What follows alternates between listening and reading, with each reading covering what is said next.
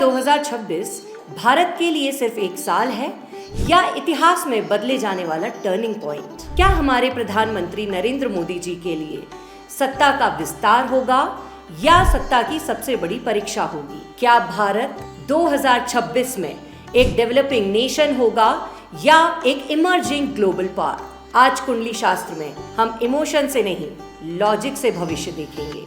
2026 में कुछ बड़े ग्रह भारत को और हमारे प्रधानमंत्री श्री नरेंद्र मोदी जी की कुंडली को प्रभावित करेंगे। ये ग्रह हैं गुरु, शनि, राहु और केतु। 2026 में शनि भारत की कुंडली में प्रमुख भावों को एक्टिवेट करेगा, साथ में हमारे प्रधानमंत्री नरेंद्र मोदी जी के कुंडली के भावों को भी। शनि का नेचर क्या है? डिले, प्रेशर, रिस्पॉन्सिबिलिटी और रियलिटी चेक। जब शनि स्ट्रॉन्ग होता है तो नेशन को इल्यूजन से बाहर निकलना पड़ता है। 2026 में भारत के लिए शनि क्या संकेत देता है, चलिए देखते हैं। गवर्नेंस पर दबाव, system reforms, bureaucracy restructuring, law and order focus, economy में डिसिप्लिन। जब भी भारत पर शनि स्ट्रॉन्ग हुआ, 1991 में इकोनॉमिक रिफॉर्म्स, 2014 में पॉलिटिकल शिफ्ट, 2020 में पैंडेमिक एंड सिस्टम रीसेट हुआ। इसका मतलब शनि भारत को तोड़ता नहीं है, भारत को मैच्योर और स्ट्रॉन्ग बनाता है। 2026 में गुरु भारत की कुंडली पर लक और पावर एक्सिस को एक्टिवेट करेगा। गुरु का अर्थ wisdom, expansion, international recognition, leadership indicate करता है। 2026 में गुरु क्या संकेत देने आ रहा है, चलिए देखते हैं।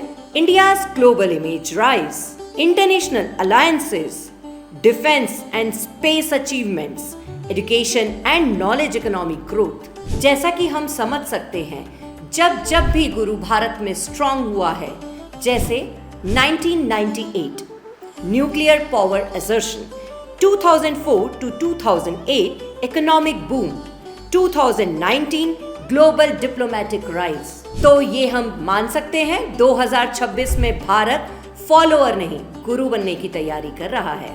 अब आइए समझते हैं राहु का क्या नेचर होता है। राहु लाता है sudden change, technological improvement, mass movement, political surprises. 2026 में राहु क्या संकेत देने जा रहा है, चलिए देखते हैं। Digital revolution acceleration, artificial intelligence and technical dominance, political narrative shift, youth influence increase. जब भी राहु एक्टिव हुआ है, जैसा कि हम देख पाए 2014 में मोदी वेव, 2020 में डिजिटल बूम। अब आते हैं जरा हमारे प्रधानमंत्री श्री नरेंद्र मोदी जी की कुंडली पर। मोदी जी का जन्म 17 सितंबर 1950 को वडनगर, गुजरात में हुआ था। उनकी कुंडली की सबसे बड़ी स्ट्रेंथ है सूर्य, मंगल और शनि। सूर्य ने सत्ता दिलाई, मंगल ने साहस दिलाया, शनि ने उनको डिसिप्लिन में रखा। यही कॉम्बिनेशन उनकी कुंडली में उन्हें एक सशक्त लीडर बनाता है। उनकी कुंडली में 2026 में सूर्य और शनि का योग होने जा रहा है, जिसे हम मान सकते हैं पावर और प्रेशर। अथॉरिटी भी बढ़ेगी, प्रेशर भी बढ़ेगा, डिसीजन मेकिंग टफ भी होगी। जब सूर्य और शनि साथ होते हैं तो व्यक्ति को हिस्टोरिकल डिसीजंस लेने पड़ते हैं। इस चीज को हम समझ सकते हैं 1971 का इंदिरा गांधी जी का और बांग्लादेश का वॉर, 1998 में वाजपेयी जी और न्यूक्लियर टेस्ट का, और 2016 में मोदी जी का डीमोनेटाइजेशन। तो 2026 में हम ये मान सकते हैं कि हमारे प्रधानमंत्री श्री नरेंद्र मोदी जी एक बहुत बड़ा स्ट्रक्चरल डिसीजन ले सकते हैं। अब चलिए देखते हैं गुरु का प्रभाव मोदी जी की कुंडली पर। जिस समय Modi ji short term politics में नहीं, लॉन्ग टर्म लेगेसी पर वर्क करेंगे, जहां हम मान सकते हैं कि मोदी जी जिन क्षेत्रों में काम करने जा रहे हैं वो पॉसिबल एरियाज हो सकते हैं संविधान reforms, education reforms, defence strategy, federal structural changes. तो ऐसा माना जा सकता है कि जब गुरु मोदी जी की कुंडली में अपने प्रभाव में आएगा तो वह सत्ता नहीं, लेगेसी बनाएगा। अब चलिए देखते हैं मोदी जी की कुंडली में राहु क्या संकेत देने वाला है। नए political narratives, unexpected alliances, opposition, restructuring लेकर आएगा।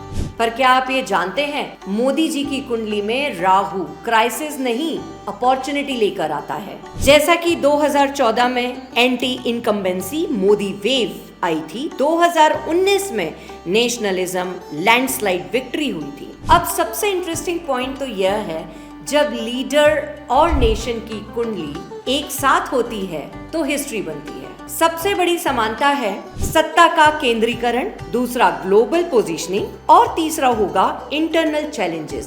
सत्ता के केंद्रीकरण में मोदी जी कुछ सशक्त डिसीजन ले सकते हैं, गुड गवर्नेंस आएगी और पॉलिटिकल इन्फ्लुएंस अच्छा रहेगा। ग्लोबल पोजीशनिंग में भी भारत एक मीडिएटर का काम करेगा, ब्रिक्स और G20 में भी अपना उम्दा रोल निभाएगा और डिफेंस एक्सपोर्ट्स ग्रोथ में भी हिस्सा लेगा। इंटरनल चैलेंजेस भी यदि देखें तो सोशल, रिलीजियस, इकोनॉमिक इनइक्वालिटी पर डिबेट छिड़ सकती है, रीजनल पॉलिटिकल मूवमेंट्स हो सकते हैं और सोशल पोलराइजेशन भी देखने को मिल सकता है। इतिहास भी गवाह है कि जब सिविल राइट मूवमेंट हुआ तब ही यूएसए का राइज हुआ, जब इंटरनल कंट्रोल बढ़ा तो चाइना का राइज हुआ और जब आइडियोलॉजिकल डिबेट्स हुई तो भारत ने भी राइज किया और आगे भी करेगा।